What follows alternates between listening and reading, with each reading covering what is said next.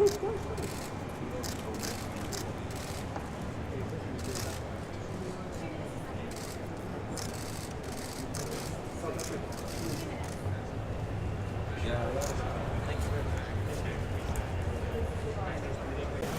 sure you stay down.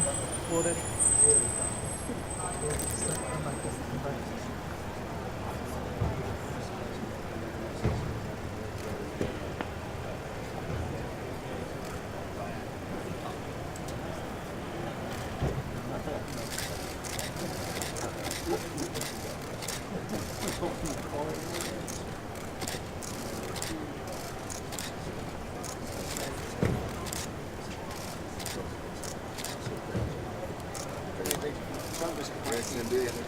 Yes. Can I also introduce you to my Catherine Gibbs, who's my thank you very much. Pleasure to meet you. I think they're photographing you more than no, I think so. I think very much so. Very. Thank you, Lord Mayor. Catherine is going to take you in. Okay. And can I introduce you? Very nice to meet you. The Sheriff, Tim Mills, my other Sheriff, Liam. Thank you very much. Welcome and come through.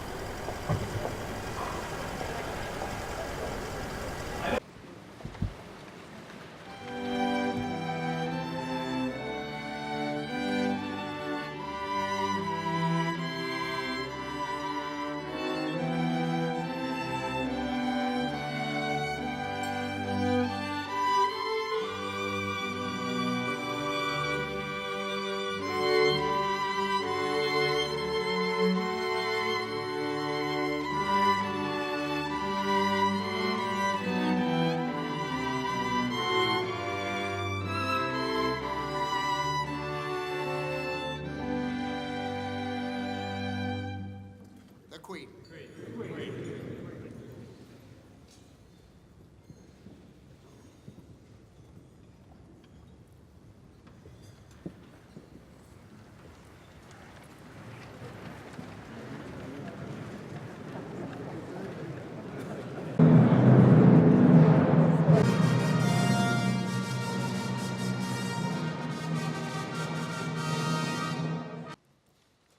The Commonwealth heads of government present and here represented.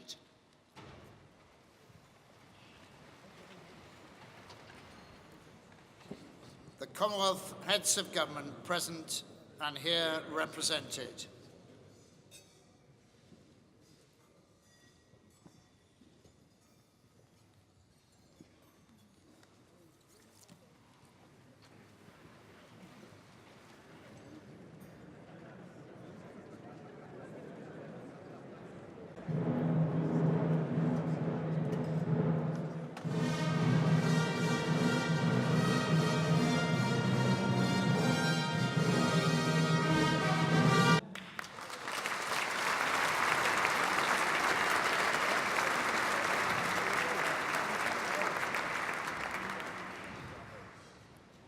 Your Excellencies, Chancellor, my Lords Aldermen, Sheriffs, Chief Commoner, ladies and gentlemen, welcome to the Guildhall.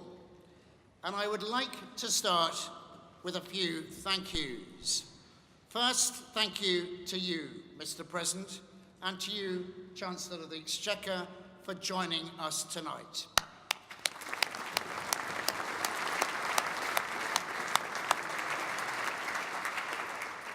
We, the City of London, are delighted to co-host this business forum. And I speak on behalf of my fellow colleague, Catherine McGuinness, and the entire City of London Corporation when I say thank you all for being part of this forum, and thank you for being with us tonight. And whilst they are no longer with us now, a thank you too for the Commonwealth Youth Choir for their wonderful singing pre-dinner. And perhaps let us show appreciation.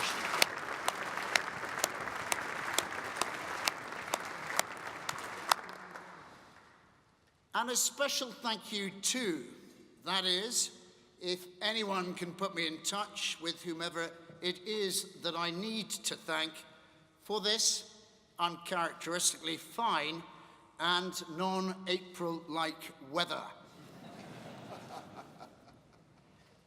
Over the last 2 days, many of you may have heard me say that the role of the Lord Mayor is closely linked with the Commonwealth. Yes, as the 690th Lord Mayor of this great city of London, it is my privilege to make international business trips, spending 100 days abroad in some 29 countries, including many, many represented here tonight. But my own connection with the Commonwealth started long ago. It is a connection of both business and pleasure. My father spent part of his working life in Canada, and throughout my own 35-year career with PwC, I have spent much time engaged with international business involving many Commonwealth countries. And perhaps most importantly, whilst she was studying to be a veterinary surgeon in Brisbane, Australia, I met my wife, Samantha. Thank you. You can imagine, therefore, how much I have enjoyed the last couple of days, meeting so many different representatives from Commonwealth businesses, making friends and new business relationships. We are delighted that the City of London is where the world chooses to do business. And we have on display in our old library for you tonight something that has made this possible: the Magna Carta. Thank you. Signed 803 years ago in 1215, it is the seminal document that sparked the collective imagination in this country and defined the common law that plays such an important role across our great Commonwealth. The rigorous rule of law which underpins everything we do, the foundation of all foundations. It was my predecessor, Lord Mayors, who supported the writing of this important document and who saw that its laws were promulgated throughout the city. All our culture, democracy, and trade to this day, in large part, stems from that document. And those three Commonwealth qualities are being recognised this month. This weekend, we saw the finale of the Commonwealth Games, where over 6,500 athletes took part in what is undeniably the Commonwealth cultural event. And for the remainder of this week, heads of government from every Commonwealth country here in London will be discussing worldwide democratic issues. So it has been a joy and a privilege to be here with you all in the world-leading financial centre to discuss business and trade. And 2 days into this forum, we have seen what a difference trade can make. Yesterday, the UK Prime Minister introduced a 2-year programme, She Trades Commonwealth, providing training for women entrepreneurs, connecting them to market investment opportunities. A fantastic initiative which we, the city, fully support. Last night, Her Royal Highness, the Countess of Wessex, announced a new initiative to improve the eyesight of 200 million people in the Commonwealth living below the poverty level in partnership with lens manufacturer SLO. And this morning, we launched the new City of London report explaining how our services sector is well placed to help all the Commonwealth invest in infrastructure and make a really positive change to Commonwealth citizens' lives. And over the last 2 days, we've held sessions on green finance, healthcare, business of trust, the future of technology, maritime industry, energy, food, agriculture, and science. Trade brings equality. It can help the sick.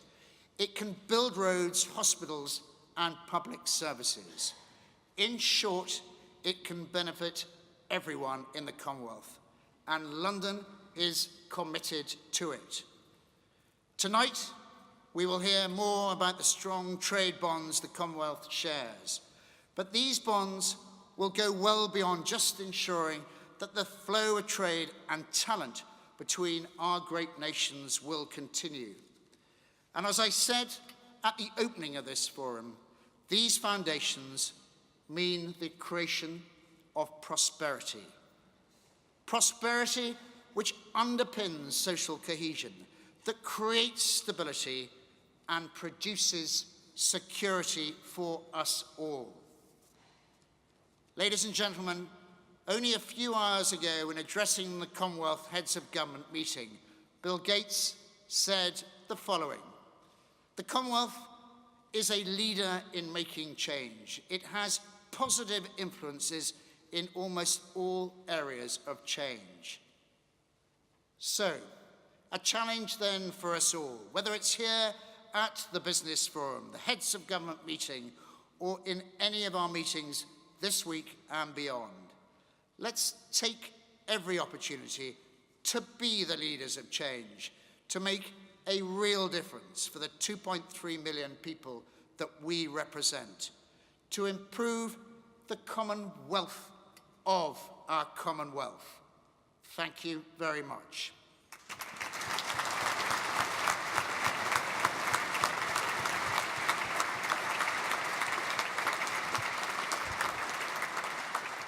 And now, I'd like to invite you all to join me in a toast, please. And the toast is the Commonwealth. The Commonwealth.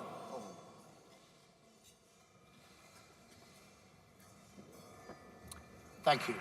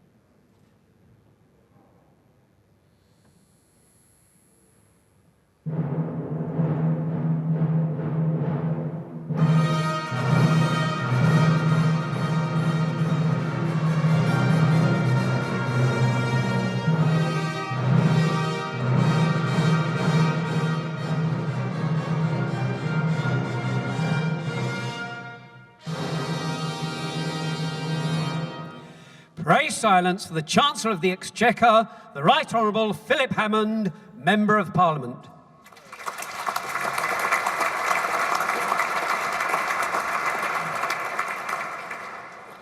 My Lord Mayor, Excellencies, ladies and gentlemen, it gives me great pleasure to welcome our visitors here to London for the Commonwealth Heads of Government meeting 2018, the biggest meeting of heads of government of any kind that the UK has ever hosted.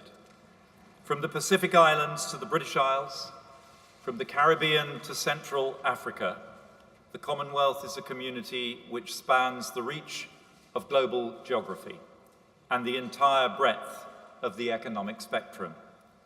A community united in its vast diversity by a common heritage and shared values of democracy and human rights. And Lord Mayor, you rightly drew our attention to how those values of democracy and human rights owe their origins to the Magna Carta. And as the Member of Parliament for Runnymede, I'm immensely pleased that you did so. But if I may, I am going to very gently chide you for a rookie error. Every schoolboy in the borough of Runnymede knows that the Magna Carta was sealed, but never signed in 1215.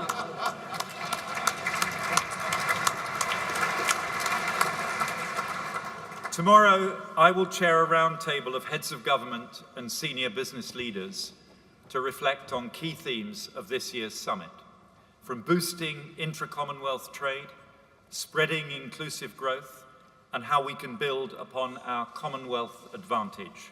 That is, using our common language, institutions, trade ties, legal systems, and values for the common good of all our citizens. Because the fact is that together we have the capacity to do enormous good and spread significant prosperity.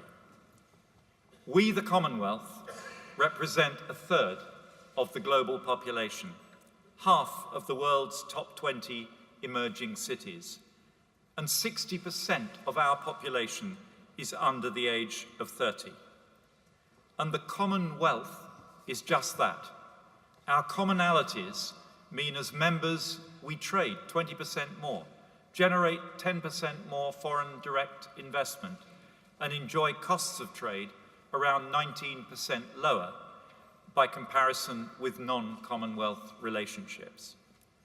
And over 7 decades, we have used these deep ties to help newly independent countries develop their national institutions, make economic progress, and share common experiences with one another. But we cannot simply sit back and admire our achievements and past successes. We must look forward, and the Commonwealth must reform and change in an ever-changing world. We must continue to make the case for free trade as the best way to promote higher living standards amongst all our citizens. And particularly, we must look for opportunities to liberalise trade in services, which makes up the majority of the economies of all of our countries. We must ensure that our growth is inclusive, and at this summit, we've committed to increase opportunities for women to trade internationally and to look at ways that we can tackle youth unemployment.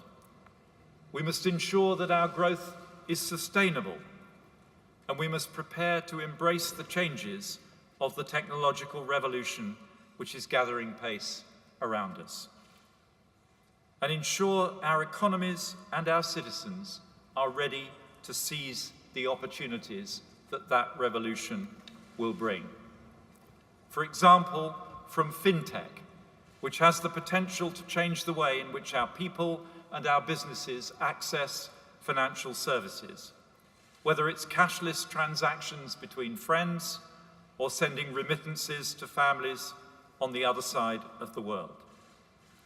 I recently signed a fintech bridge between the UK and Australia, and we're exploring similar opportunities between the UK and India, and I hope that we can encourage more of these agreements between Commonwealth countries in the years ahead. Because by working together, in the Commonwealth, we can be a force for good and for progress around the world. We can work together on the challenges that we face across the Commonwealth, recognizing our common values and needs, to grow our trade links, unleash the talents of our populations, and strive to improve the lives of our 2.4 billion citizens, wherever in the world they live. My Lord Mayor, we live in a time of extraordinary global change. The future offers us incredible new opportunities, as well as immense new challenges to overcome. Our countries have dealt with the challenges of the past together. Now, as a Commonwealth of Nations, we shall win the future together. Thank you all for being here, and I wish you a productive and inspiring week. Thank you.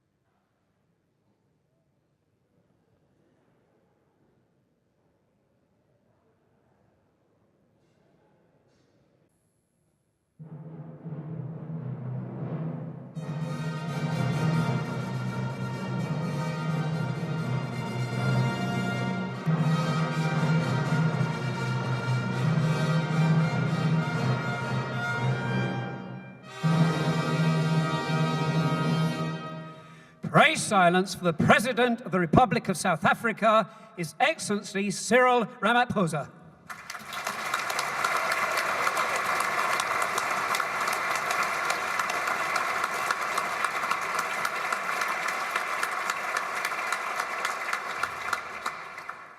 Thank you, my Lord Mayor, Your Excellencies, the Chancellor, my Lords, Aldermen, Sheriffs, Chief Commoner, and ladies and gentlemen. It is indeed a great privilege and an honor for me to address you on this occasion. More than 20 years ago, Nelson Mandela asked me to come to attend the Commonwealth Business Forum. And today, I'm overjoyed once again to be here. And the privilege and the honor is doubly enhanced because this year we celebrate 100 years of Nelson Mandela's birthday. He would have been 100 years old this year on the 18th of July. This is the year of great remembrance for us as South Africans, for the father of our nation, and a global icon.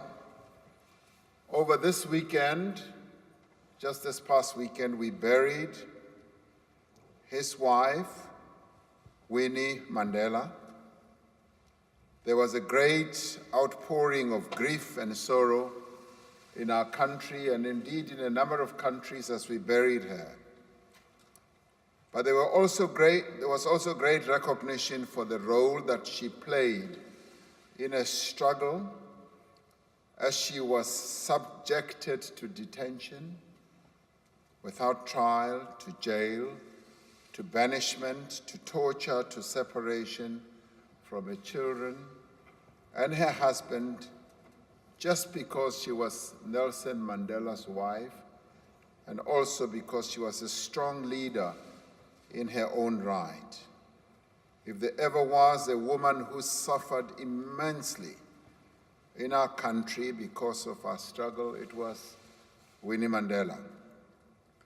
But she was strong enough to say, even as they subjected her to great torture and to all the suffering she endured, as he went to prison, and I want to quote something she said. She said, "They think because they have put my husband on an island that he will be forgotten. They are wrong. The harder they try to silence him, the louder I will become. And indeed, she became the loudest advocate for his release, and she kept his name alive. And this past weekend, the whole nation thanked her for the contribution that she made to our struggle. There aren't many countries that have had the great fortune and benefit of having a married couple contribute so much to the future of their country as we did have the fortune of having Nelson Mandela and Winnie Mandela. And we said, may her soul rest in peace. Coming here once again to the Business Forum, for me, is a journey down memory lane. For me, it is made more to remember Nelson Mandela keenly in the wake of what has happened in our struggle. I was able to share a few memories this morning with the Queen, as she too fondly remembered Nelson Mandela and gave me a framed letter that he wrote her in 1994 as South Africa was readmitted to the Commonwealth. She and Nelson Mandela had a rather special relationship. So when I left home to come to London, I told my 20-year-old daughter that I was going to see the Queen. And she had read somewhere in a book, as these young people read books, much more than we did at their age. And she said, Dad, I've read that Nelson Mandela and the Queen had a very special relationship. And I said, yes, it is true. And she said, Dad, and Nelson Mandela called her Elizabeth. I said, yes, she did. He did. Are you going to do the same with her? And I said, no, I'm not brave enough to call the Queen Elizabeth like Nelson Mandela was. So it was a joyous meeting with the Queen once again. As heads of government, we are meeting in London to chart a course towards a common future for the 2.4 billion citizens we collectively represent. Lord Mayor, they just grew by another 100 million. For us, the Commonwealth provides a platform to forge common approaches to matters of global importance, underpinned by a commitment to democracy, human rights, good governance, and prosperity for all. It is also a platform to promote trade, to also promote investment and the exchange of skills and knowledge between countries. As the Commonwealth Business Forum demonstrates, the Commonwealth is also a valuable forum to promote linkages between companies and business organizations from around the world. When I used to attend the Commonwealth Business Forum then, we used to say that this was a place where you moved from contact to contract as a business person. I hope it still has that great allure to it, that great potential where you are able to do real good business deals. For I, as the President of South Africa, I'm here to do good business deals to attract investments to South Africa and indeed to Africa, our continent. Most Commonwealth countries have historical trade and investment ties, similar legal systems, and forms of government and a common language of commerce. This provides advantageous conditions for greater investment and trade across the Commonwealth. It is our responsibility as government and business leaders alike, in the interests of shared prosperity and sustainable economic development, to make effective use of all these advantages that the Commonwealth gives us.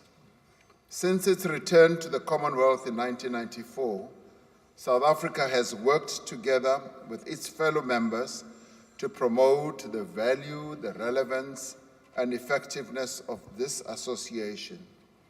We have encouraged businesses in our country to reach out to their Commonwealth counterparts across the globe to forge closer ties and create avenues for greater trade and investment.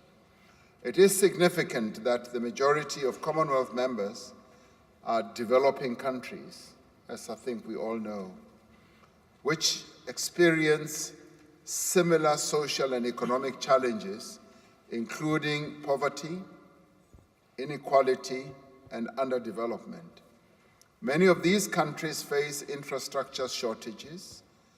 They also have limited manufacturing capacity and often have poor educational outcomes. The Commonwealth has a critical role to play in forging common responses to these challenges, in forging a common future that we should all have. Through the Commonwealth, we need to develop approaches to some of the most important global developments of our time.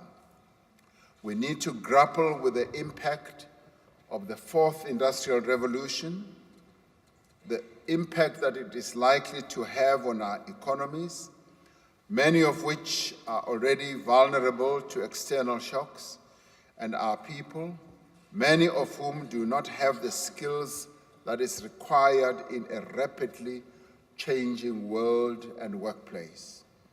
The challenges and opportunities of the fourth industrial revolution should feature prominently on the agenda of the Commonwealth. In responding to the challenges of technological change, we need, as the Commonwealth, to focus greater attention on the development of our human potential.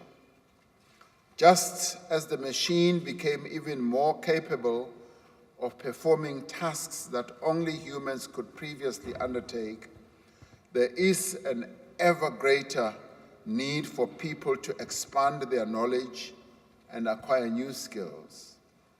Many Commonwealth countries have young populations with the potential to significantly increase economic productivity.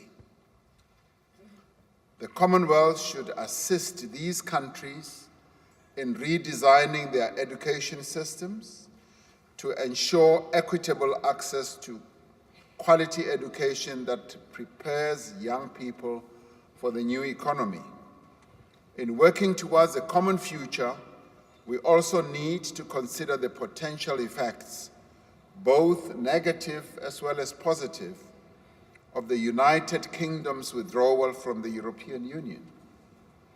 As both government and business leaders, we need to be having a serious discussion about what this means for members of the Commonwealth.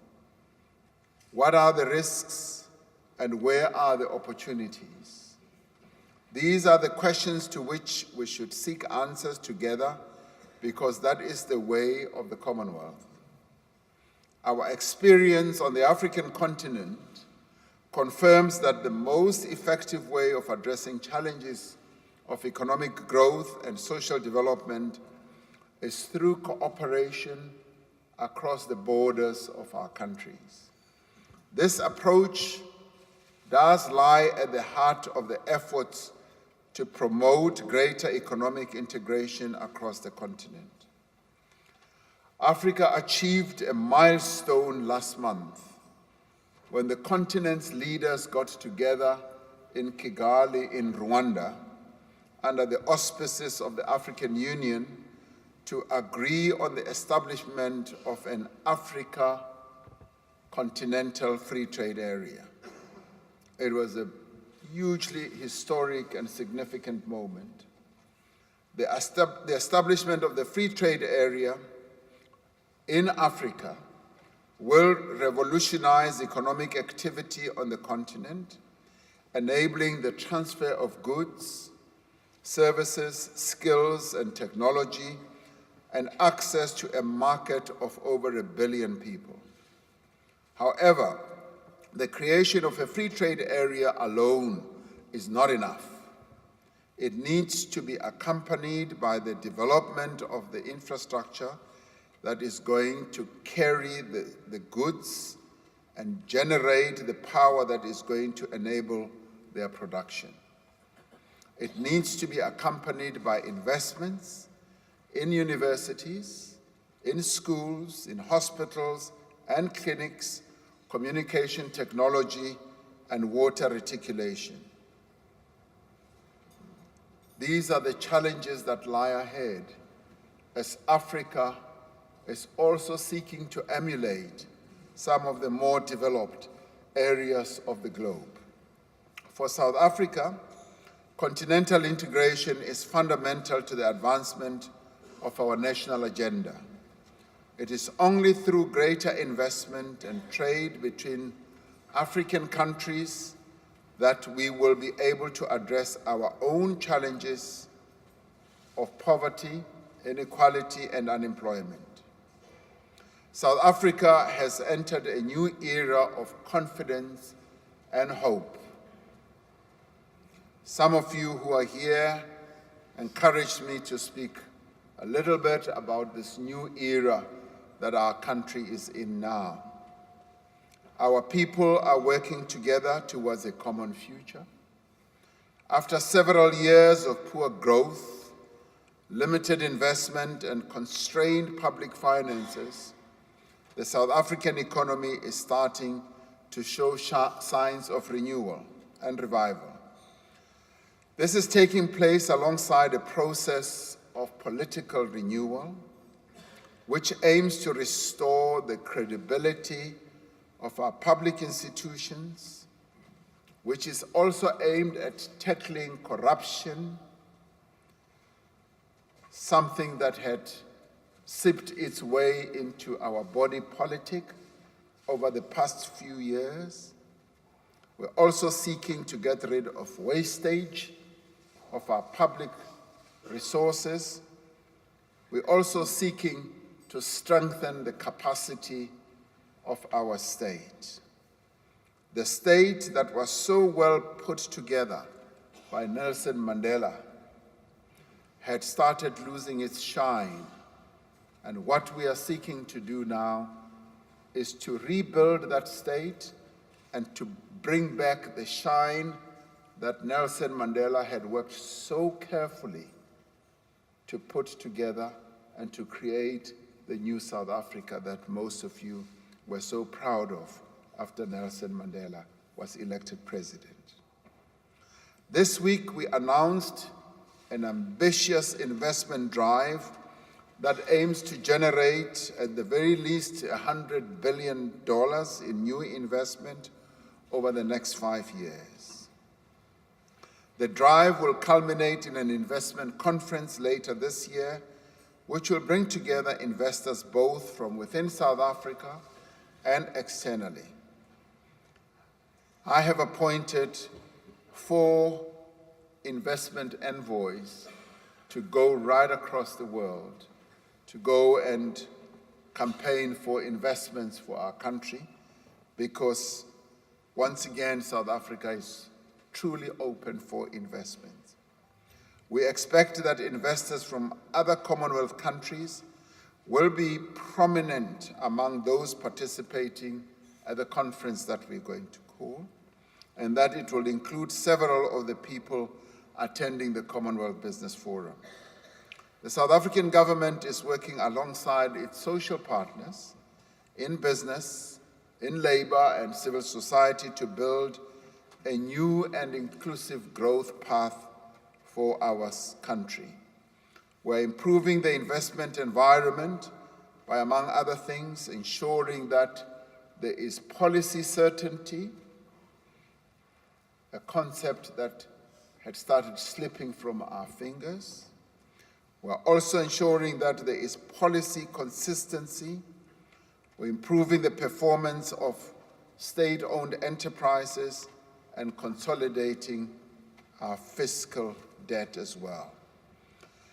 As it embarks on this journey of renewal, South Africa is determined to be a meaningful partner in the regeneration of the African continent. We're determined to play our part in strengthening Africa and being a good partner of other countries on the African continent. We are also determined to play our part and our role in strengthening the Commonwealth as an instrument of growth, development, and good governance. We are certain that by strengthening trade ties, by significantly increasing the levels of foreign direct investment, and by working together to develop our economic capabilities, the citizens of our countries, both on the African continent and in the Commonwealth, will indeed achieve inclusive and sustained prosperity. We will indeed build a common future for all our people. And I'd like to conclude by proposing a toast to the Lord Mayor and to the City London Corporation. To the Lord Mayor.